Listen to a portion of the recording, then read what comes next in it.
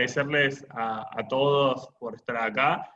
Yo me quiero presentar, soy Nicolás Torres Reviglio, formo parte de la Comisión de Actualización Profesional del CIRCOM.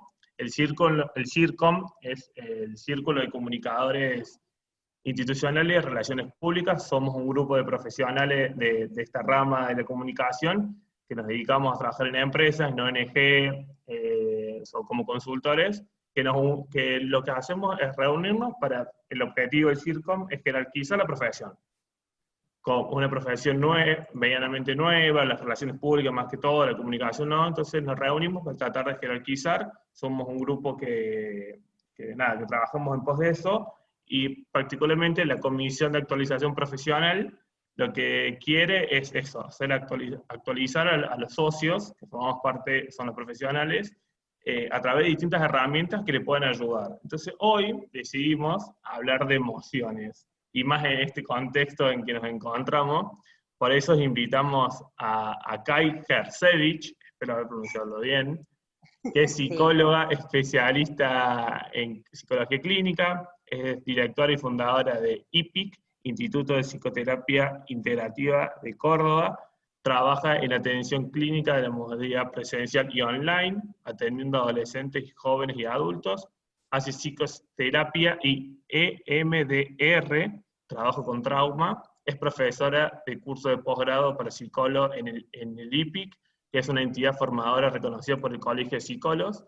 Tiene una columna conversatorio de Pisque los días martes por Radio Continental. Así que, Kai, todo tuyo. Bueno, gracias. Bueno, como les dije antes, pero ahora hay más personas, gracias por la invitación. Y la verdad que, nada, el día que vos me hablaste, Nico, para proponerme este espacio y poder compartir, yo le dije que me parecía que lo más rico y lo más importante en este momento era poder hablar de las características particulares que este contexto generan en cómo estamos, cómo nos sentimos y por ende cómo nos comunicamos, tanto cuando emitimos como cuando recibimos, ¿sí? Pusimos en el título la importancia del reconocimiento de las emociones en incertidumbre, en momentos de incertidumbre, porque la incertidumbre como contexto particular tiene características que activan determinados procesos, en esto que hablamos un ratito recién antes de empezar la charla, que es importante conocerlos, reconocerlos y tenerlos presentes para poder acomodar desde ese lugar algunas de las cosas que nos van pasando y sobre todo para acomodarnos cómo nos vamos como a dirigir hacia el otro y cómo vamos a pensar ciertos procesos.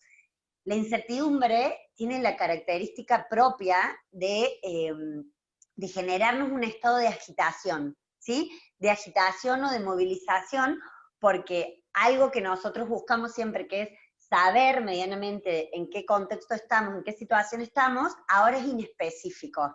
La incertidumbre en general, ¿sí? O a lo largo de nuestra vida, en distintas situaciones, tiene la capacidad de generarnos esta incomodidad de necesitar armar o un plan o armar una estrategia para salir de este estado de incomodidad. Particularmente ahora, en este momento de pandemia mundial en el que estamos, la incertidumbre se ha hecho mucho más explícita y más difícil de negarla y de acomodarla, ¿sí? Porque es un contexto, como hablamos con Nico cuando hablamos ese día, en el que nunca estuvimos nadie. O sea, no hay referencia que nosotros podamos apoyarnos para decirnos, bueno, esto va a ser de esta manera, esto va a salir así, en un tiempo nos vamos a encontrar de esta forma, porque si bien hemos tenido catástrofes y como humanidad, y como sociedad, como país, como mundo, hemos atravesado un montón de situaciones, nunca habíamos atravesado una situación que nos una tanto y nos afecte a todos de esta manera, sin ser todos parecidos o vivir de la misma manera. Somos parecidos en cuanto a humanos, digamos, ¿no? Entonces, la otra vez estaba leyendo un material que no tiene nada que ver con esto, y era de cultura general, y decían que uno de los orígenes de la palabra emoción, que no se conoce, el más conocido es el vocablo del latín emovere, que tiene que ver con movimiento, era un vocablo del francés, que significa émouvoir, no sé cómo se pronuncia porque no sé hablar francés, supongo que es algo así, pero lo que me pareció muy interesante es que émouvoir significaba agitación. Entonces, hacían como un paralelismo de que la agitación era la función que la emoción cumplía en nosotros, ¿sí? Yo me lo imaginaba siempre cuando voy como intentando interpretar procesos y sobre todo porque como soy docente busco mucho poder transmitir y explicar esto, yo me imaginaba que cuando una emoción es escuchada, la agitación no necesita ser tan intensa, ¿sí? Es como, bueno, va en un río medianamente tranquilo, va a una balsa, se mueve un poquito. Cuando esta emoción no encuentra el curso adecuado, no encuentra la escucha adecuada, la escucha propioceptiva, la propia, ¿sí? Primero que la del otro, los primeros que necesitamos escuchar, gestionar y conocer esa emoción somos nosotros.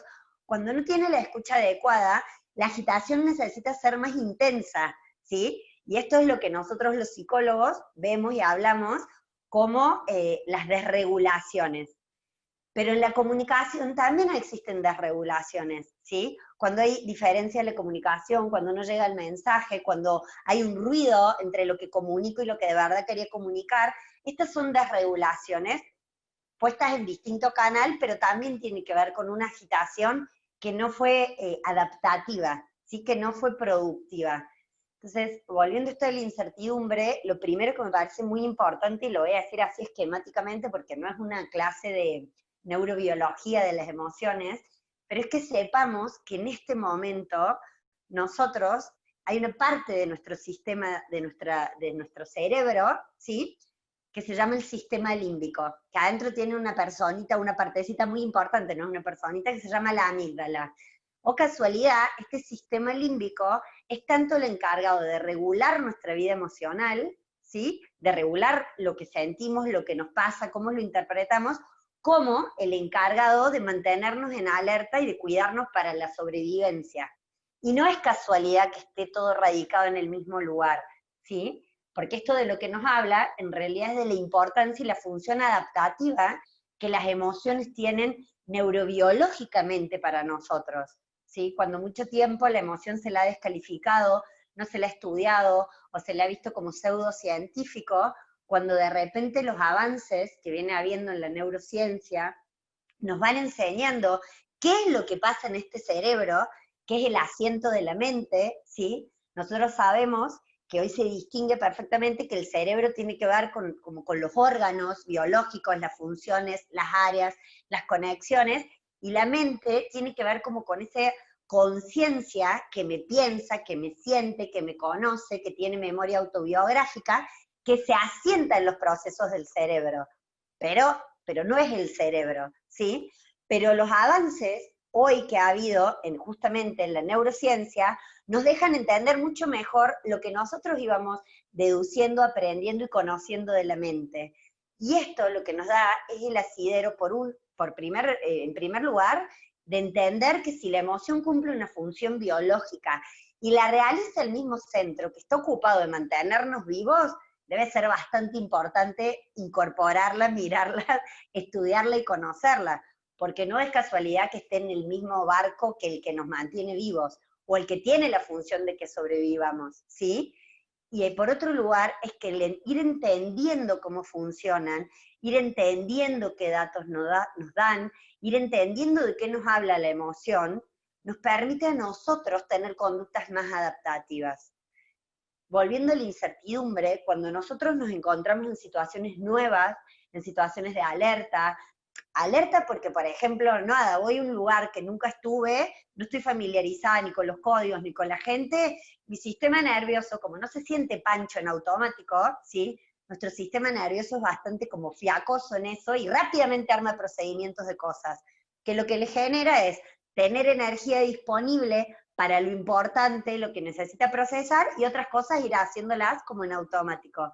Cuando nosotros nos enfrentamos a estos escenarios nuevos, novedosos, la corteza frontal le dice al sistema límbico, che, labura un poco porque esto no lo manejo de taquito, esto no me lo tengo tan en claro, ¿sí? Esto tiene la contrapartida de que nos pone a procesar, a entender, a decodificar de una manera diferente. Y esto es lo más importante que yo les quiero transmitir en cuanto a la incertidumbre, ¿sí? Cuando el sistema límbico está en hiperfuncionamiento, ¿sí? Está trabajando mucho, porque piensen que nosotros por lo menos desde mediados de marzo, pero desde antes veníamos viendo, compartiendo lo que pasó en China, lo que pasó en Italia, lo que pasó en España. Nosotros ya veníamos conectadas con el alerta hasta que en nuestro país y en nuestra realidad más concreta empezó a modificarse. El sistema límbico empezó a estar muy al mando, ¿sí? Y lo que tiene de consecuencia en esto, ¿sí? Es que el sistema límbico, dos cosas muy importantes, no discrimina fantasía de realidad, ¿sí? Entonces, es tan importante que yo piense algo negativo en esto que hablabas, Nico, hace un rato, de estudiar los pensamientos, cómo pensamos, a mi reacción corporal, cuando yo estoy bajo el mando solo del sistema límbico, que yo piense que me va a pasar algo malo, tiene la misma generación de hormonas y de sustancias que esté expuesta a la situación. Que por eso nosotros tenemos nuestra corteza, que viene y le dice, tranquilo, no es así, tranquilo, no está pasando. En situaciones de alerta, como sería esta incertidumbre y como sería este contexto, este sistema límbico está más fuerte que nuestra corteza, ¿sí? Por empezar, decodifica y ve un montón de mensajes de una manera donde no puede hacer esta limpieza tan clara de no me está pasando, no estoy así, ya me puedo relajar porque todo es nuevo, porque cambiaron los ritmos de nuestra vida, porque cambió el funcionamiento, porque de repente lo más natural para nosotros argentinos, que era abrazarnos, tocarnos, el lío, la juntada, era lo más peligroso, ¿sí? Y fueron un montón de mensajes que nosotros al intentar procesarlos, y procesarlos con esta parte que es la que entiende más disminuida, porque el cerebro funciona en simultáneo, pero tiene distinta jerarquía de quién va mandando, ¿sí? Nos genera un monto de energía en adaptarnos, ¿sí? En sobrellevarlo, en poder estar, en poder entenderlo, en poder ubicarme, en intentar armar rutinas nuevas que nos liquida. Yo le daba el ejemplo la otra vez a los alumnos, a mis alumnos, que es como tener un auto donde yo llenaba el tanque y podía ir tranquila 4 veces de Córdoba a Altagracia sin tener que recargar la nafta. Y hoy me doy cuenta que voy de Córdoba al peaje y se me acabó el tanque. Mi primera pregunta es, ¿qué pasó? ¿Qué me pasa? No estoy bien, porque yo antes con este tanque de nafta hacía todo esto y hoy con este tanque de nafta llego al peaje, ¿sí? Y acá es donde empieza la importancia de reconocer las emociones y de entender qué nos está pasando y cómo estamos funcionando. Que nuestro tanque dure menos tiene que ver con que el sistema límbico usa mucho más nafta que la corteza frontal. Por eso, gracias a Dios, la mayoría de las veces manda la corteza frontal cuando estamos en otro contexto, ¿sí? Entonces, elevamos nuestro nivel de energía, de atención, de concentración, de razonamiento, está disminuido. Este es nuestro tanque de nafta que está disminuido, ¿sí? Y que nosotros podamos entender que esto está disminuido porque estamos adaptándonos a una situación de emergencia que nos pone en un lugar diferente, que hace que nuestro cerebro funcione de una manera diferente y que requiere de nuestra energía vital de una manera diferente, nos da la tranquilidad de que esto es propio del proceso en el que estamos. Si yo puedo entenderlo, la otra vez me hacían una entrevista para una radio y el que me entrevistaba me decía, pero ¿por qué estamos tan bajoneados? Entonces yo le contestaba, no estamos bajoneados, estamos agotados, estamos irritables, estamos abatidos, y son todas emocionalidades propias del desgaste en el que estamos, propias del cansancio y la fatiga que estar límbicamente todo el día nos genera. Y esto está estudiado. Las personas después de pasar una situación de trauma o de estrés grande, podemos ir a estreses como ir a rendir un final, una entrevista laboral, separarnos de una pareja, ¿sí? Cuando uno sale de la situación, siente que le pasó un camión por encima, que está agotado y que no sirve para nada más por un rato hasta que se recupere. Esa sensación de fatiga es la sensación de fatiga que le queda al cuerpo cuando nuestro sistema límbico empieza a apagarse, ¿sí? cuando estamos saliendo de la situación de estrés. Imagínense que una situación de estrés que tiene inicio y fin, como las que les di los ejemplos, genera esta situación de fatiga, encontrarnos en una situación de estrés como la que nosotros estamos, que es estrés adaptativo. Estamos adaptándonos al aislamiento, al cambio en el trabajo, al cambio en las reuniones, al cambio en los vínculos, al cambio en el estudio, al cambio en todo. O sea, todo está cambiado, todo está atravesado hasta saber que tengo que salir con el tapaboca, el alcohol, que como, que si saludo, que el codo, todo está cambiado, está interferido. Todo lo que nosotros hacíamos en automático está interferido, ¿sí? Y eso nos genera una gran fatiga. Producto de esta fatiga están todas estas emociones y estas sensaciones. El abatimiento, la irritabilidad. La irritabilidad es de cajón, ¿sí? Un montón de personas en estos tiempos que he trabajado, yo decía, soy de las que he trabajado más en la pandemia, no menos, pero mucho de lo que he trabajado y acompañado me decían, estoy irritable, no aguanto a mis hijos, me enojo por todo, me peleo, me irrita, ni hablar que estamos durmiendo mal, que estamos teniendo todos pesadillas o sueños rarísimos, o nos despertamos y nos acordamos todo lo que estuvimos soñando. Todos estos son características y consecuencias propias del momento que estamos atravesando, ¿sí? Y entender esto, nos para en lo importante que hoy queríamos aportar, o donde yo les quiero aportar, de cómo necesitamos ir al encuentro del otro, ¿sí? Yo le daba el ejemplo a Nico, que me había pasado un montón de personas que acompañándolas me decían que comunicaciones que habían recibido en su trabajo, por ejemplo, o en grupos, va a estar todo bien, hagamos el arco iris, lo peguemos en la ventana, y estamos todos contentos. A la gran mayoría de las personas con las que yo tuve la oportunidad de conversar, les irritó, les parecía falso, les molestaba. Y no es porque nosotros no podemos o no necesitamos buscar la esperanza o buscar como el camino positivo, pero el camino positivo tiene que ser desde lo real, ¿sí? La aceptación es lo que da lugar a la precisión de lo que comunicamos, y tiene que haber una precisión. Si yo pudiera decir, sé que estamos todos mal, sé que estamos todos agotados en un equipo, sé que esto nos cuesta, pero tenemos que encontrar la manera de reunirnos, tenemos que encontrar, yo ya predispongo al otro de que lo reconocí, le validé la emoción, está bien cómo se siente, pero bueno, le busquemos la vuelta. Yo puedo lograr mucho más que el otro se acerque, que el otro se active desde la validación, ¿sí? Esto en psicología hay toda una corriente que se llama la aceptación radical, pero radical no por fundamentalista, ¿no? No estamos a favor de ningún fundamentalismo de ningún tipo, sino por lo limpio que es el poder tomar la experiencia como viene sin tener que clasificarla.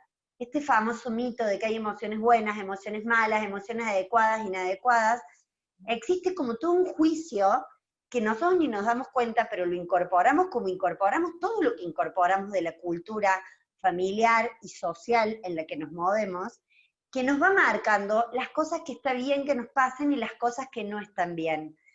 Yo al principio de la cuarentena hablé varias veces en estos mensajes que circulan de aprovechar, estás en tu casa, estás con tu familia, es un regalo, y la mayoría de la gente se quería matar, no da más, estaba todo el día en su casa limpiando, haciendo tareas, encerrada, se decía, y encima de toda esta situación, sentía la culpa de que no estaba feliz de estar todo el día con su familia, que no estaba feliz de estar todo el día con su novio, que no estaba feliz de estar todo el día solo, tranquilo, ¿sí?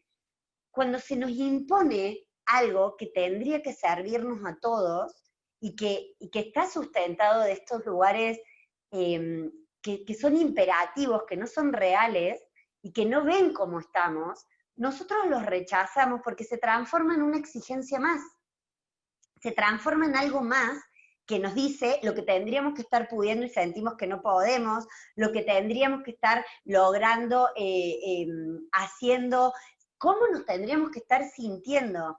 Entonces, la invitación de reconocer nuestras emociones en este contexto tiene que ver, primero y sobre todas las cosas, sacar de nuestra mente que hay emociones que son positivas y negativas. Y volviendo a la explicación del principio, Cuando nosotros entendemos que las emociones tienen una función neurobiológica, adaptativa, comprobada, demostrada, ¿sí? Entendemos que no tendríamos emociones, que no tendríamos que tener, porque las emociones están para que nosotros funcionemos, sobrevivamos y nos adaptemos. Punto 1, ¿sí? Entonces, cuando nosotros entendemos esta función, y volviendo a esta definición que les planteaba de la agitación, y entendemos que este movimiento y esta agitación que la emoción nos genera tiene que ver con un GPS interno que intenta mostrarme qué necesito hacer con lo que está pasando, ya sea un disparador externo como un disparador interno, ¿sí? Yo entiendo que lo primero que necesito hacer es validarla sin ningún prejuicio ni connotación, ¿sí? Hasta la ira, el dolor, la tristeza, la desilusión, todas tienen una función. Hay emociones básicas, que son 6, pero estas 6 primarias hay un montón de emociones. Todas tienen una función.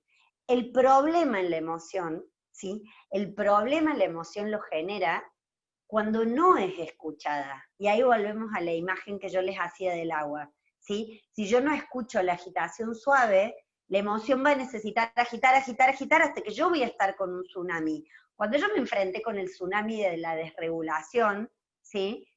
Cuando, por ejemplo, yo veo en un equipo, recién leí un comentario, después lo vamos a hablar mejor al final, pero que hay algo que no está funcionando, que no están cómodos, mientras yo más dilato el poder ocuparme de estas situaciones, mientras yo menos le pongo palabras, más probable es que me estalle una bomba en ese lugar, de alguna manera, o alguien pide una carpeta, o alguien se enferma, o hay un conflicto laboral, o el área no funciona, porque todo lo que yo tapo, evito y no reconozco, se amplifica. Yo he dicho mucho que esta cuarentena, cuando decían, bueno, esta cuarentena ha generado cosas horribles y hermosas, yo digo que la cuarentena no generó nada, la cuarentena amplificó, ¿sí? Cuando se amplificaron movimientos hermosos y podemos ver movidas de solidaridad, cuestionamientos, qué sociedad queremos ser, qué consumo queremos tener, son personas que venían cuestionándoselo y tuvieron el espacio de pensarlo de otra manera. Las cosas negativas, como parejas que no funcionan, espacios que no están cómodos, trabajos con los que no me siento bien, venían antes de la cuarentena, pero la cuarentena fue una lupa que se nos puso a todos y que dijo, mírame, mírame, mírame, mira lo que está pasando, ¿sí? Con la emoción pasa lo mismo. Cuando yo no puedo escucharla, cuando yo no puedo aceptarla, cuando yo no puedo conectar, esto se amplifica, pero ahí viene con otra intensidad. Porque cuando ya la emoción me desreguló, ¿sí? Nosotros, la desregulación, para que tengan en claro, o si tienen conocimientos de los conceptos de inteligencia emocional, la desregulación es cuando yo no estoy al mando de la gestión de mis emociones, ¿sí? Yo siento lo que siento y no lo puedo modificar, pero yo sí estoy al mando de las acciones que tomo con lo que siento. Yo siempre doy este ejemplo. Yo puedo sentir, no sé, mucha bronca con alguien y querer matarlo imaginariamente, por favor, ¿sí? Y eso no está ni bien ni mal. Ahora, si yo con esta bronca vehiculizo acciones donde lastimo al otro o le hago daño, lo incorrecto, lo que puede ser moralmente repudiable, es lo que yo hice con lo que sentía, no lo que sentía. Entonces, el gestionar mi emoción tiene que ver con reconocerla, saber identificar qué proceso interno o externo, o ambos, me lo está generando, pero luego poder hacer este ejercicio de regulación que es, bueno, con esto que siento, en relación a esto que está pasando, ¿qué medida que esté en coherencia con mi sistema de valores, por supuesto, es adecuada? Esto es la regulación, ¿sí? Cuando nosotros no estamos regulados, actuamos como el niño de 2 años, que porque le dijeron que no, se tira al piso y patalea. Pero el niño de 2 años se tira al piso y patalea porque doña corteza frontal no está desarrollada. Por eso se llaman los terribles 2 años, porque son un sistema límbico suelto por el mundo, pero evolutivamente es así. El problema es cuando nosotros como adultos somos un sistema límbico suelto, ¿sí? Porque si bien nuestro sistema límbico es esencial para nuestra supervivencia, Por algo tiene la corteza que lo regula y que le dice, bueno, entiendo todo esto, tomo todo tu análisis, pero lo vamos a hacer de esta manera, ¿sí? En la comunicación con el otro, el sistema límbico se maneja más con lo no verbal. Si yo estoy comunicando con alguien, o por ejemplo en esto con equipos, y yo, bueno, tranquilos, está todo bien, y mi gestualidad es esto un perno, me quiero ir, estoy irritable, esto está todo mal, la gente, las personas con las que yo estoy interactuando, porque aparte están conectadas con una situación de tensión, que a nuestro sistema límbico lo pone más activo, se van a quedar con toda mi gestualidad no verbal más que con mi mensaje. Mi trabajo número 1 es intentar que mi mensaje sea coherente, pero para eso yo necesito poder tener aceptación de lo que estoy sintiendo y de lo que imagino o percibo que está pasando, ¿sí? Entonces, esto a nosotros lo que nos trae es la importancia de ver y defender o trabajar la importancia de no suprimir lo emocional. Por supuesto que de distinta manera. Yo en una empresa no voy a ir diciéndole a cada uno, ¿cómo te sentís? ¿Qué te pasó? ¿Sí? Pero sí necesito generar espacios, sí necesito generar canales de comunicación donde la escucha de esto emocional esté habilitada. Y esté habilitada de una manera no juzgada, de una manera no filtrada, ¿sí? Porque yo estoy posponiendo algo que luego va a ser peor de esa manera. ¿Mm?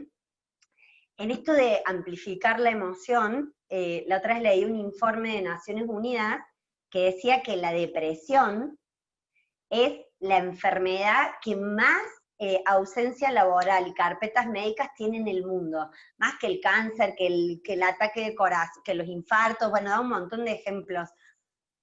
Y los que lo analizaban, que eran sanitaristas, decían, y esto tiene que ver con lo retrasado que vamos en el entender cómo lo emocional y el reconocer a la persona integralmente, en realidad tiene que ver con, no solo con la capacidad de trabajo, sino con la capacidad de salud, de mantenernos en espacios saludables. Hay una autora, después les voy a pasar porque es muy interesante, que hace como un paralelismo entre lo sostenible pero ecológicamente. Ella dice, bueno, nosotros parte del descubrimiento de este momento es que como venimos viviendo no es sostenible porque el mundo no puede. El hacer el mismo paralelismo y decir, como venimos viviendo en el estrés que vivimos, con la desconexión que vivimos, con la falta de recursos emocionales, adaptativos que tenemos, no es sostenible. Porque esa manera de vivir, esa manera de estar y de comunicarnos, tiene que ver con que hoy la depresión sea el factor número 1 de carpetas en el mundo, ¿sí? Y cuando empezamos a entender esto, bueno, ahí ya no solo la emoción nos parece importante porque adaptativamente tiene que ver con nuestra supervivencia, sino que pasa a ser un valor económico en un momento, digamos, ¿sí? O pasa a tener un valor simbólico, porque si yo no me aseguro de que las personas estemos en un ambiente emocionalmente sostenible, emocionalmente saludable, lo más probable es que no solo no rindamos lo que podamos rendir, no seamos los equipos que podamos ser, no produzcamos lo que podamos producir, sino que en definitiva yo los valores humanos tarde o temprano sufro pérdidas o se enferman o se van o eligen irse, ¿sí? Que serían modificables si nosotros pudiéramos entender a la emoción desde otro lugar y le pudiéramos dar el valor que realmente tiene, ¿sí? Yo creo que hay palabras como la emoción, el alma, que han sido como muy vapuleadas en la historia, minimizadas, también tienen que ver con la historia de la psicología,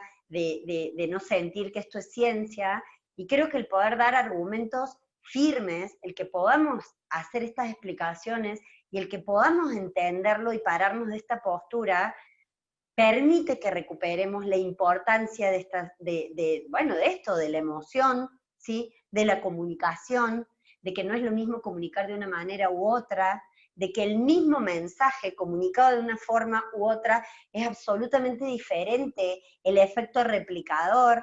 que las palabras generan situaciones, que como pensamos genera situaciones internas o externas, ¿sí? Volviendo a esto que les decía hace un rato, de que nuestro cerebro, sobre todo nuestro hemisferio derecho, no discrimina realidad de fantasía, cuando nosotros estamos todo el día intoxicados, infoxicados, como circula ahora, con muerte, pasa esto, catástrofe, ¿sí? Nosotros empezamos a vivir en un pensamiento del miedo que genera sustancias demostrables. Aumenta el cortisol, aumenta los glucocorticoides, no viene el caso de hablar de esto. Y lo importante de entender esto es que, por ejemplo, ustedes sabían que hace unos años se descubrió que sigue existiendo la neurogénesis, que nosotros a lo largo de la vida sí seguimos generando neuronas nuevas, ¿sí? Que muchas veces no utilizamos. También se demostró que hay sustancias como el cortisol y los glucocorticoides que nosotros generamos en el estrés, en el miedo, y cuando estamos, digamos, enfermándonos porque no tenemos una adecuada regulación y gestión emocional, la liberación excesiva de estas sustancias mata o inhibe la generación de estas neuronas nuevas. Entonces, si nosotros entendemos cosas que hoy, gracias a la ciencia y a los avances, sobre todo de los diagnósticos por imágenes y un montón de métodos de estudios que antes no disponíamos, entendemos que esto realmente, que cómo comunicamos, que las realidades que creamos, que los mensajes que damos, que la manera en que nos vinculamos con el interlocutor del otro lado, genera cambios en el cerebro comprobables, ¿sí? Coarta potencialidades o afirma situaciones que no vienen funcionando de una manera adaptativa o adecuada, en este punto no son sostenibles, nosotros de verdad tomamos con otra importancia el entender las emociones.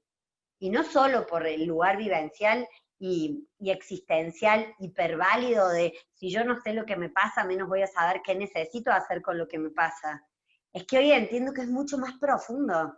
Hoy entiendo que tiene muchísimas más implicancias.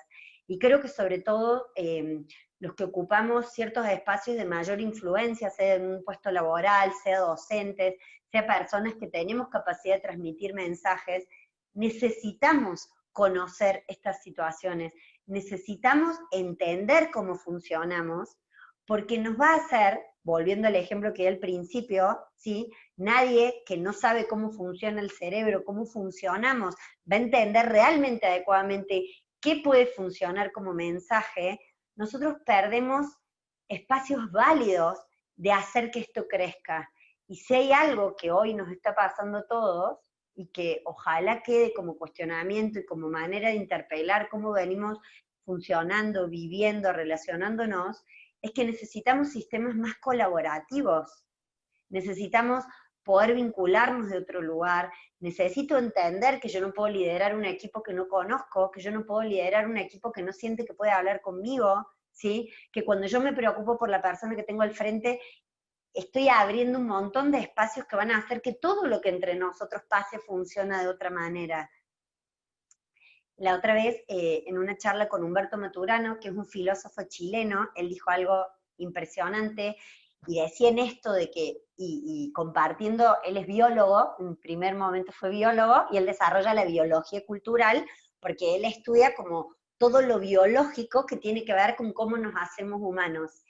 Y en esto, él decía que si nosotros entendemos que la reflexión no es un acto de pensamiento, sino que la reflexión es un acto en la emoción, que la reflexión y la emoción no pueden separarse, y que la reflexión nunca va a ser una reflexión que a mí me humanice en el sentido de que me puedo visualizar en mi humanidad con lo que me pasa y con lo que siento, y desde ese lugar solo puedo humanizar al que veo al frente.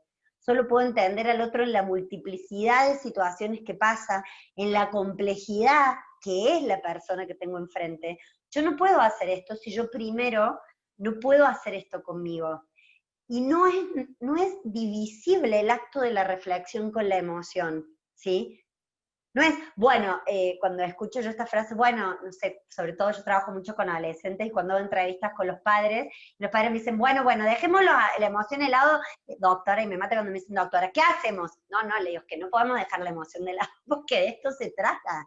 O sea, es que estamos, y estoy tratando de ayudar en tu familia, porque vos no podés conectar con la emoción de tu hijo, porque si vos pudieras conectar con la emoción de tu hijo, y sobre todo con lo que la emoción de tu hijo te genera a vos, porque la mayoría de las veces que nosotros buscamos evitar la emoción, tiene que ver con la resonancia que eso genera en mí, ¿sí? Con lo que yo no quiero conectar que me genera a mí.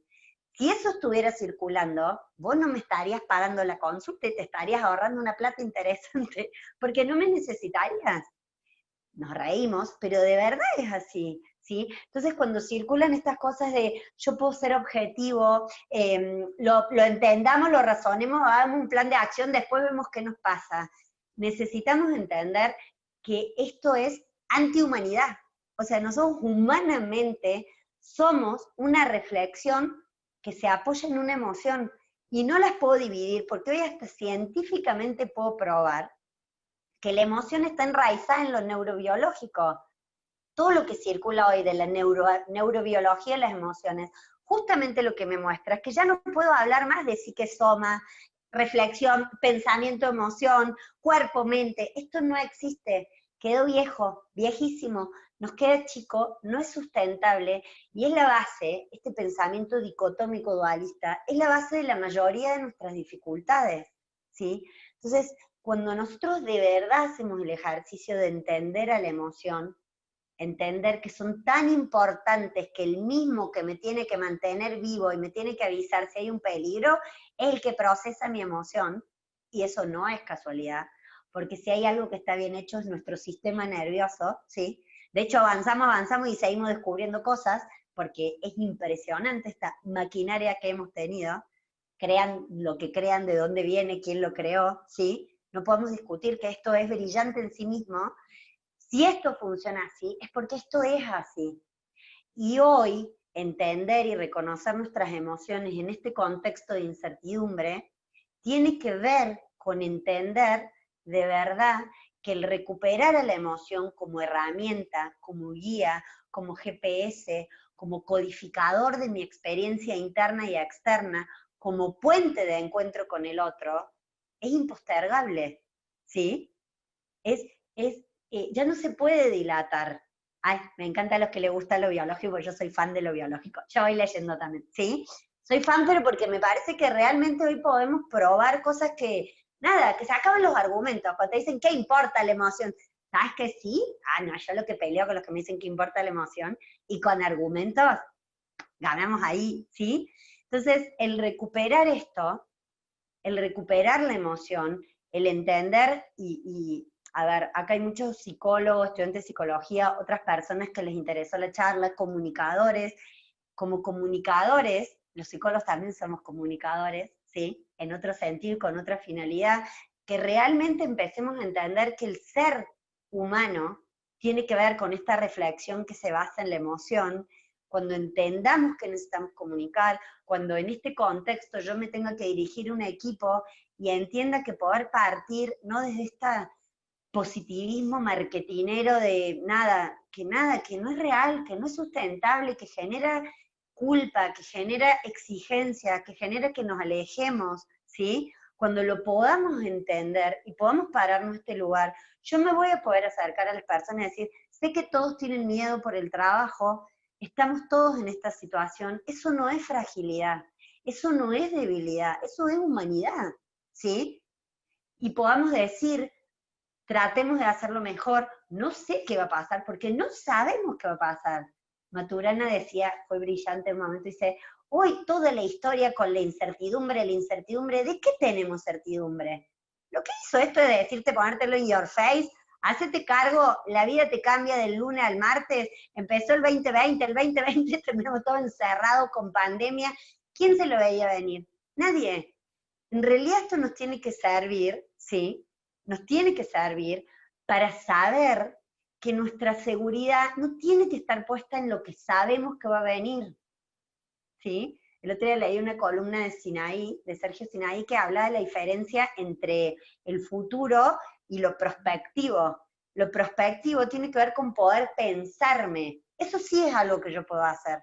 Así como yo puedo tener una memoria autobiográfica de mí, puedo saber de dónde vengo, quién soy, cuál es mi sistema de valores, qué situaciones importantes, y ni aclaro que todo esto va acompañado de lo emocional, ¿no? Digamos, los puntos que uno marca en la línea de la vida siempre son puntos emocionales, siempre son puntos fuertes donde yo crecí, aprendí algo de mí, desarrollé, perdí, gané, pero siempre están atravesados por una emoción fuerte. Otro argumento más para andar defendiendo a las señoras emociones, ¿sí? Y lo prospectivo tiene que ver con esto también. Tiene que ver con el poder pensarme, poder proyectarme, poder decir a dónde quiero ir, pero no tiene que ver con el hacer futurismo y ponerme en un pensamiento anticipatorio, ansioso, qué va a pasar, cómo va a ser, qué me van a decir, ¿sí? El otro día daba una charla para estudiantes universitarios y estaban todos tan preocupados en cómo iba a ser el examen y les digo, ¿por qué no escriben un mail y le piden, profe, si son un montón, ¿nos puede decir cómo va a ser el examen? Porque eso nos pone muy nerviosos. O sea, ¿en qué momento dejamos de poder pedir estas cosas? ¿Cuál es la dificultad de que el profe diga, chicos, les voy a tomar así, va a ser por el Zoom, van a estar en la casa, va a haber capilla, no va a haber capilla? Digo, el profe no puede adivinar que ustedes necesitan eso, y eso no quiere decir que el profe no lo quiera, sea un desgraciado, o sea, el profesor está en su propio sistema de adaptación, pero uno cuando reconoce, había alumnos, había chicos que participaban, eran todos universitarios, que ponían que les ponía más nerviosos cómo iba a ser el examen que el examen en sí, el contenido. Digo, bueno, eso es porque no estamos teniendo gestión emocional, ¿sí? Pero ahí hay algo en nuestra cabeza, hace un rato leí algo de la culpa, no, es que se fue rápido la pregunta, ahí está este sistema de valores que nos dice lo que nos puede pasar, lo que no nos puede pasar, que haya cosas que nos afectan, está mal. Hace un rato leí un post de una persona que conozco que compartió que tenía cáncer, bueno, en la pandemia lo comunicó de esta manera. Y lo primero que me impactó, desafortunadamente me lo veía venir, era el fuerza, fuerza, estamos, se puede. O sea, y no es que, pero digo, no podemos acercarnos a alguien que está mal y decirle, ¿cómo estás? ¿Qué pasó? ¿Tenés miedo? ¿Estás asustada? ¿Qué garcha? Perdón la mala palabra. ¿Qué mocazo lo que te está pasando? Nada, me indigna, me pone triste. ¿En qué momento dejamos de poder decir estas cosas? Que en realidad, cuando yo escucho esto, me valía que pueda decir, estoy triste, estoy asustada, llorar, emocionarme, lo desbloqueo, ¿sí?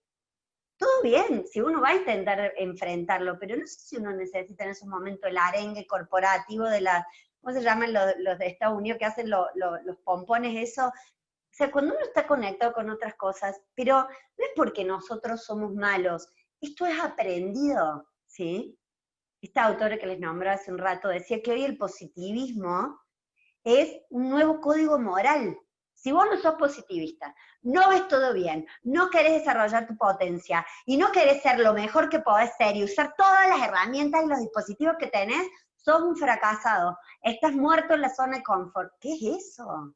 Eso es terrible. Bueno, yo tengo todo un problema con la zona de confort, pero con la exigencia, o sea, tenemos que vivir en la montaña rusa. Uno nunca puede estar tranquilo y bien con su vida, que ya tiene que generar un proceso, porque si no sos un mediocre, ¿sí? Pero cuando nosotros recuperamos la emoción en esto, también nos es más fácil filtrar estos mensajes, nos es más fácil ver qué tiene que ver conmigo, qué no. Cuando alguien escribió hace un rato la culpa, el gran invento de la culpa, viene de la exigencia. ¿Vieron cómo hay un cuento que dice el dolor y el enojo son dos caras de la misma moneda? Bueno, la exigencia y la culpa van de la mano, ¿sí? La exigencia de debiera ser así, me tendría que haber pasado esto, tendría que haber logrado esto, tendría que ser aquello otro. Como esto nunca se logra, porque las debería, las exigencias son tiranos, ¿sí? En el buen sentido. Piensen en el tirano más tirano que se les venga. ¿Qué tiene la tiranía? No es adaptativa, no ve si podés o no podés o en qué contexto estás, no ve cómo te sentís, no ve tu subjetividad, todos tenemos que estar así, todos tenemos que lograr esto, todos tenemos que llegar a esto. A lo cual casi nadie llega, porque nosotros somos subjetivos, porque a nosotros nos pasa nuestro contexto, porque nosotros tenemos limitaciones o dificultades o momentos en los que no, y ahí aparece la culpa, ¿sí? Entonces, uno no solo tiene el dolor, por ejemplo, en esto que le decía, de tener que enfrentar el cáncer, sino que encima tenés la culpa de que te estás bajoneando, de que tenés que ser fuerte para los que están en tu entorno, de que tenés que poder, de que tenés que mostrar que vos le vas a poner el pecho. O sea, y terminas llorando solo en la ducha. Hace un rato pusieron algo de cuando uno tiene un duelo, ¿sí? Yo hice una nota que salió el año pasado con una paciente que perdió a su hijito de 2 años de leucemia, y ella hizo un escrito muy hermoso que se llamaba Mamás en Duelo. Y el mensaje más hermoso era: las mamás en duelo duelan la pérdida de la existencia física de su hijo, pero su hijo nunca desaparece. Siguen queriendo hablar de su hijo no es un tabú. Y ella, cuando hablaba conmigo, bueno, nos adoramos, pero siempre me decía, con vos es de las pocas personas que yo puedo hablar de él, llorar con vos llorás conmigo, y está todo bien. Y no tengo que cuidar al otro de mi emoción de dolor, de cuando el otro también te está doliendo. Y lo más sano que puede pasar es que lloremos un rato, a las 2 nos dolió, conectamos con eso y a los 5 minutos estamos hablando de su otro hijo y estamos felices, ¿sí? O alegres o riéndonos, porque la emoción, que no se olviden, es adaptativa, tiene un tiempo. Si yo la acepto, la dejo venir y la dejo pasar, la emoción cumple lo que tiene que cumplir, me conecta con lo que necesito conectarme, me da la información que necesito y se extingue. No vive agitada en mi interior. Si algo vive agitado, ya es un síntoma. Ya crucé una línea, estoy en un trastorno, necesito ver en cuál, ¿sí? Pero nadie se enferma de emociones, nadie se muere de emociones. El famoso me voy a morir de tristeza. Yo siempre le digo, te vas a morir de un montón de cosas, de tristeza te juro que no, porque no tiene la capacidad de matarte. Ahora, si te está pasando otra cosa, bueno, veamos, de depresión puede ser. Ahora, la emoción no es depresión, ¿sí? Y entendamos esto, porque tenemos un montón de constructos que son negativos, que no son ciertos, y encima no tenemos de los buenos, de los que nos dicen que sí son las emociones. Por eso hago tanto hincapié. ¿Qué son las emociones? Aliados adaptativos. Nos cuidan, nos preparan para la vida, nos dan información nuestra, del otro y del entorno. Todo eso son las emociones. ¿Qué no son? Enfermedades, sensibilidad, algo que me distrae, algo de lo que no voy a salir. Este miedo que me mata, tengo miedo de conectar con la tristeza y nunca salir. Esto usted no sabe la cantidad de veces que yo lo escucho. Yo siempre digo, ay, me imagino como un cuco que te atrapa y no te deja ir, no sé, pero ¿te pasó alguna vez? Y después nos empezamos a reír, porque de verdad, o sea, ¿de qué tristeza uno no salió? Obviamente que hay tristezas y dolores más profundos, pero si una mamá que pierde un hijo puede conectar con esto varias veces al día, salir y seguir, nosotros siempre nos reímos porque me dice, bueno, yo lloro en el auto, me bajo, me río en el club, subo al auto, lloro un rato más, voy. Y si así es la vida. Yo puedo estar enojado con mi pareja, los dos estoy riendo con mi hijo, después me acuerdo que estoy enojada, me vuelvo a enojar, y no pasa nada. Bueno, pobre, pero uno con la pareja se enoja más. Uno ahí vuelve más seguidito, ¿sí? Entonces, como pararnos en este lugar de aceptación, cuando Nico me invitaba, le digo, mira, Nico, yo no sé ni de mucho de comunicación en el ámbito en el que CIRCOM se desarrolla. Le digo, si vos me preguntás para mí cuál es el mensaje universal que todos necesitamos, es recuperar a la emoción como parte vital de ser humanos. Y si no, no lo tendríamos. Y si no, no sería instintivo. Y si no, no lo tendríamos de que nacemos. Las emociones son universales. Hay estudios en todas las edades, en todas las culturas, unos investigadores, a mí me encantan los ñoños, tipo Big Bang Theory, no podría hacerlo porque no podría estar encerrada en el laboratorio, pero los amo, porque leo todo lo que hacen. Se tomaron el trabajo de hacer un test que era de expresiones faciales, de las expresiones de las 6, hagamos una campaña, me encanta, yo hablo igual, no sé hacer campañas, y tecnología menos. Mostraron las expresiones faciales más universales, eran 6, y se los llevaron a todos los rangos etarios, creo que pusieron a 5.000 personas, todos los países, pueblo, no pueblo, granjero, economista, todos los niveles educativos, todos reconocieron, salvo personas que después con estudios descubrieron que, oh casualidad, la amígdala estaba atrofiada o tenía algún problema, ¿sí? Todas las culturas, todas las edades, todos los niveles educativos, todos los espacios de pertenencia reconocieron las expresiones universales emocionales básicas. ¿Eso qué significa? Que la emoción es algo que nos caracteriza como seres humanos. Lo tenemos todos. Como todos tenemos la huellita, a mí siempre me gusta hacer el ejemplo, todos tenemos la huellita del dedo, la huella dactilar que nos identifica, todos venimos con emociones. ¿Sí? Entonces, parémonos en este lugar, aprendamos de las emociones, hagamos que la emoción haga por nosotros, dejemos que haga por nosotros lo que la emoción vino a hacer. Dejemos que nos dé información, dejemos que nos permita conocernos, dejemos que nos permita orientarnos. No digo la emoción suelta como potro sin jinete, porque para algo tenemos corteza, gracias a Dios tenemos las dos, ¿sí? Pero la corteza no puede hacer la parte del sistema límbico, y el sistema límbico no puede hacer la parte de la corteza, por eso tenemos a los dos.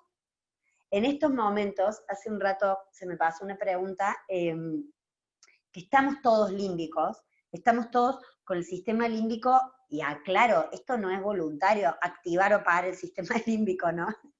No es de las cosas que elegimos hacer como caminar o no caminar, es como respirar, sucede, ¿sí? Ahora, nosotros sí podemos hacer cosas para ayudar a que el sistema límbico empiece a relajar. Y esas son, ojalá pudiéramos, si no, no se puede. Por ahora, no sé si en unos años descubren algo y nos avisan a todos, pero es como bastante independiente. Podemos meditar, podemos dormir bien, podemos no consumir ni tanto alcohol ni tantas sustancias que nos alteran el sistema nervioso porque son estimulantes del sistema nervioso, podemos hacer ejercicio físico, ¿sí? El cortisol, podemos comer chocolate con mucho porcentaje de cacao, eso es muy importante, está estudiado, ayuda, libera endorfinas que le dice al cortisol, quieto ahí, como la actividad física, no es para que ahora se den una panzada de chocolate, vamos a hacer todas, ¿no? Chocolate, ejercicio, ¿sí? El cortisol nos empieza a intoxicar, nos empieza a poner tensos, empieza el bruxismo, empieza el dormir mal, empiezan las contracturas, empiezan las cefaleas, empiezan los problemas gástricos. Nosotros podemos hacer cosas que estimulan nuestro sistema nervioso autónomo y el parasimpático. Podemos bajar la alarma. Entonces, de a poquito el límbico, que aparte está agotado, él nunca está prendido 2 meses. ¿Sí? Hay en gente que sí, pero tiene que ver con experiencias traumáticas y otras historias, pero si partamos de la base de que no estamos traumatizados, ¿sí? Nuestro sistema límbico no está acostumbrado a funcionar así. Si nosotros lo ayudamos a que baje, la corteza va a aprovechar el espacio y va a volver al mando. Y estos hábitos de psicohigiene son básicos. Conectar con lo que nos pasa, conectar con cómo nos sentimos, generar espacios para poder hablar. Ay, se me fue la pregunta. Bueno, ahora cuando termino me dicen, básicamente el mensaje, eso, que yo les quiero dejar, espero no haber hecho mucho lío. Yo a veces quiero decir tantas cosas que voy hablando de todo. Los alumnos saben, no hay forma que siga un PowerPoint. Nico me dice, ¿querés mostrar algo? Le digo, no, no puedo con los Power porque no los sigo, porque me copo con algo y me voy para otro lado. Básicamente, nada, recuperemos la importancia vital de la emoción y sepamos que mucho de lo que nos hace humanos tiene que ver con nuestra capacidad de vivir la reflexión en la emoción, juntas. Ni pura emoción, y somos unos desacatados, desregulados, que te digo lo que siento y no me importa, ni pura raciocinio, que se queda sin datos, sobre todo sin datos de mí. Entonces, si recuperamos esta reflexión en la emoción y esta emoción en la reflexión, lo cual nos hace más humanos, bueno, vamos a tener vínculos más sostenibles, entornos más sostenibles, una salud más sostenible. Todo eso puede hacer la emoción por nosotros. Bueno, no sé si alguien quiere hacer alguna pregunta. Algunas fui diciendo, pero algunas se me... Sí, acá tenemos varias preguntas, Kai. Vamos a empezar por la primera. Sí, La primera de Cristina dice, ¿qué acciones se pueden llevar a cabo en las organizaciones para acompañar a nuestros colaboradores en este contexto? Bien. Mira, en eso, Cristina, me dijiste que se llamaba la que preguntó. Sí, Bien, yo creo que lo primero y lo fundamental es generar espacios de que podamos hablar. Que a veces, como no estamos acostumbrados, necesitamos que haya un moderador que sepa qué preguntas hacer. Pero tampoco son preguntas tan locas, es ¿cómo estamos? ¿Cómo llevan esto? ¿Qué les está afectando? Esta pregunta que es tan básica, yo trabajo mucho con familias y lo traslado, que la familia es la primera organización a la que pertenecemos. ¿Qué necesitas? Nos quemamos la cabeza tratando de saber, las entrevistas con los padres me divierto mucho, no sé si ellos conmigo, pero me dicen, yo pensé que si le pasa esto, que si necesita esto, que si hago esto, le digo, ¿vos le preguntaste qué necesita? ¿Cómo? Me dicen, ¿ah, sí? ¿Qué necesitas? Porque ¿quién sabe más del otro que el otro? Digo, y a veces tenemos como estas estructuras viejas de liderazgo, y en la psicología ni hablar, donde estaba este esquema viejo de que el terapeuta sabe más de la persona que la persona. Eso es una locura. Yo nunca sé más que el otro. Cuando yo le digo a alguien me parece, me dice no, le digo, bueno, me dice, ay, no me vas a discutir. No, le digo, estoy en tu vida hace 10 minutos, te voy a discutir a vos que llevas 40. No, o sea, yo puedo tener una percepción, la que sabe de vos sos vos. Entonces, de estos espacios, de los espacios de trabajar, de los equipos, ¿qué necesitan? ¿Qué es lo que más les está costando? ¿Con qué están incómodos? ¿Qué podría ayudar? ¿Cómo se sienten? Este tipo de preguntas ya genera que la dinámica circule sola, porque no se olviden que la emoción es movimiento y agitación. Yo le abro la puerta y ella después ya hace lo que tiene que hacer. Por algo no depende de un centro voluntario, porque hay cosas que sabe manejarlas. Si de repente estamos todos cansados, hablaremos del cansancio y veremos que necesitamos, nada, hacer una técnica de respiración, necesitamos hacer otro tipo de reuniones, ¿sí? El otro día hablaba con esta clase, después hablaba con una paciente que había estado, y me decía que en su grupo se habían puesto formatos de estudiar, y estudiaban 4 horas como hacían antes presencialmente, y ella estaba quemada en la cabeza. Digo, ¿y no pueden darse cuenta que hoy no pueden así, decir, hacemos 2 a la mañana, 2 a la tarde? Ah, sí, podríamos. ¿Sí? Bueno, es como esto de, nada, ver qué nos está pasando y de ver y de hablarlo. Nuestro sistema nervioso es una maquinaria perfecta, pero tiene requisitos. Y uno es la precisión. Nosotros necesitamos tener precisión en las cosas que decimos. Para eso tenemos que tener un oído que deje que circule lo que necesitamos que circule, ¿sí? Si yo escucho cansancio, cansancio, cansancio, tristeza, agotamiento, nervios, estrés, y bueno, me es más fácil saber que en la medida que yo intente hacer para que este equipo tenga una mejor psicohigiene, tiene que ir en esa dirección. Pero no tengo que anticiparlo yo. ¿Se entiende? No clarísimo, sé si clarísimo. eso, Cristina. Yo ya me doy Ahí, otra, ya hablo de otra. ahí te pregunta, dice, ¿qué herramientas o charlas se pueden propiciar con los miembros del equipo para comenzar a reconocer las emociones y tener relaciones más sustentables a largo plazo? Mira, no sé quién la hizo, pero la pregunta básica, la herramienta básica, porque somos seres humanos, es la conversación. Es la conversación, ¿sí? Necesitamos hablar, hablar sin prejuicio, hablar sin el famoso este objetivo. A mí me mata cuando pautan bueno, pero debe ser que mi cerebro es poco pautado, o sea, soy como muy curiosa, pero a mí sí me dicen, el objetivo de esta conversación es, yo ya tengo una rebeldía interna, ya no quiero participar. Porque si yo siento otra cosa, y si yo tengo otro disparador, ¿sí? Es como, entonces, el conversar, el armar el espacio y decir, bueno, sabemos, yo, si fuera la moderadora, empezaría yo diciendo todo lo que me pasa. Porque aparte activamos un montón de neuronitas espejo que tenemos por ahí, que nos entienden, que generan la empatía, que nos acerca, que baja la defensa, ¿sí? Que baja el enojo, porque me acerco, porque la neurona espejo me actúa sola. Entonces yo empezaría, yo me he sentido así, hoy pensaba en ustedes, no sabía muy bien qué decirles, pero bueno, no tengo muy bien las respuestas, me interesa ver cómo estamos, veamos si podemos entre todos encontrar algo que nos ayude a sentirnos mejor, a trabajar mejor. En los equipos funciona mucho esto sí lo hacemos mucho con mis socios cuando hemos hecho intervenciones en diferentes espacios, hacer encuestas anónimas primero, ¿sí? De preguntas abiertas, siempre preguntas abiertas, por favor, a los Sócrates, ¿sí? Volvamos a la mayéutica. Pregunta abierta, acá todo cierra en estructura, entrevista estructurada, semiestructurada, caducó. Para una búsqueda laboral puede ser, pero en estos espacios no, abiertas. Entonces preguntamos cómo están, qué sienten, qué necesitan. La persona cuando es anónimo generalmente libera un poco más, lo manda, le aseguramos que va a ser anónimo, nosotros leemos todo esto y armamos como qué tipo de espacio vamos a generar o cómo vamos a empezar la charla en base a lo que más notamos. Y después pasa solo. Bueno, yo tengo como mucha confianza en la conversación.